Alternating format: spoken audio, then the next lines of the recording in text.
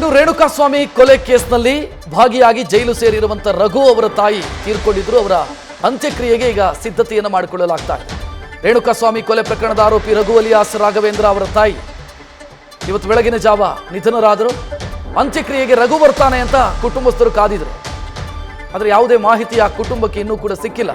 ಈ ಕಾರಣಕ್ಕಾಗಿ ಅನಿವಾರ್ಯವಾಗಿ ಅಂತ್ಯಕ್ರಿಯೆ ಮಾಡೋದಕ್ಕೆ ಕುಟುಂಬಸ್ಥರು ಸಿದ್ಧತೆಯನ್ನು ಮಾಡಿಕೊಳ್ಳುತ್ತಾ ಇದ್ದಾರೆ. ವಿಚಾರಣಾಧೀನ ಕೈದಿಯಾಗಿ ರಘು ಅಲಿಯಾಸ್ ರಾಘವೇಂದ್ರ ಪರಪ್ಪನ ಅಗ್ರಹಾರ ಜೈಲಿನಲ್ಲಿದ್ದಾನೆ. ಆತ ಬರ್ತಾನೆ ಅಂತ ಅವರ ಮನೆಯವರು ಕಾಯ್ತಾ ಇದ್ರು. ಆದರೆ ಬರುವಂತ ಯಾವ ಸೂಚನೆಯೂ ಕೂಡ ಸಿಗದೇ ಇರೋದ್ರಿಂದ ಅಂತ್ಯಕ್ರಿಯೆ ಮಾಡೋದಕ್ಕೆ ಕುಟುಂಬ ಸದಸ್ಯರು ಮುಂದಾಗಿದ್ದಾರೆ. ರಘು ಅಲಿಯಾಸ್ ರಾಘವೇಂದ್ರ ಈ ಕಿಡ್ನ್ಯಾಪ್ ಮಾಡಿದಂಥ ವ್ಯಕ್ತಿ. ಚಿತ್ರದುರ್ಗದಿಂದ ರೇಣುಕಾಸ್ವಾಮಿಯನ್ನು ಕರ್ಕೊಂಡು ಬಂದವನು ಮತ್ತು ದರ್ಶನ್ ಅಭಿಮಾನಿ ಸಂಘ ಅಂತ ಹೇಳ್ಕೊಂಡು ಓಡಾಡ್ತಾ ಇದ್ದವನು. ಅವನ ತಾಯಿ ಮಂಜುಳಮ್ಮ ನಿಧನರಾಗಿದ್ದಾರೆ.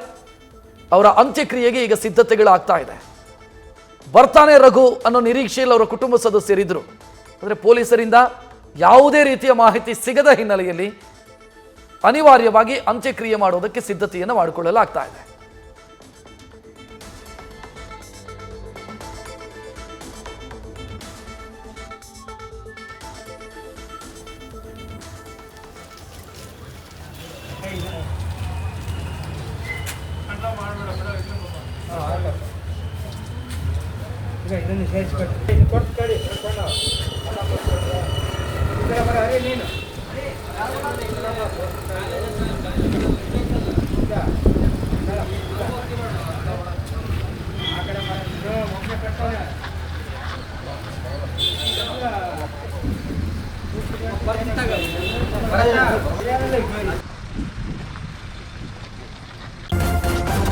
ನ್ಯೂಸ್ ಫಸ್ಟ್ ನಿರ್ಭೀತಿಯಿಂದ ನಿಮ್ಮ ಪರವಾಗಿ.